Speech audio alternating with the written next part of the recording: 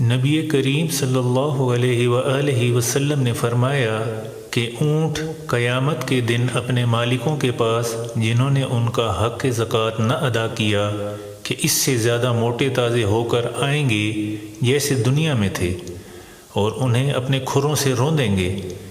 بکریاں بھی اپنے ان مالکوں کے پاس جنہوں نے ان کے حق نہیں دیے تھے پہلے سے زیادہ موٹی تازی ہو کر آئیں گی اور انہیں اپنے کھروں سے روندیں گی اور اپنے سینگوں سے ماریں گی۔ رسول اللہ صلی اللہ علیہ وآلہ وسلم نے فرمایا کہ اس کا حق یہ بھی ہے کہ اسے پانی ہی پر یعنی جہاں وہ چراگاہ میں چر رہی ہوں دوہا جائے۔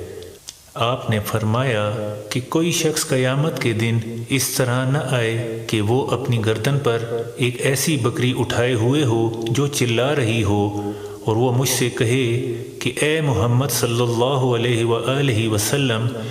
مجھے عذاب سے بچائیے، میں اسے یہ جواب دوں کہ تیرے لیے میں کچھ نہیں کر سکتا، میرا کام پہنچانا تھا سو میں نے پہنچا دیا۔ اس طرح کوئی شخص اپنی گردن پر اونٹ لیے ہوئے قیامت کے دن نہ آئے کہ اونٹ چلا رہا ہو اور وہ خود مجھ سے فریاد کرے اے محمد صلی اللہ علیہ وآلہ وسلم مجھے بچائیے، اور میں یہ جواب دے دوں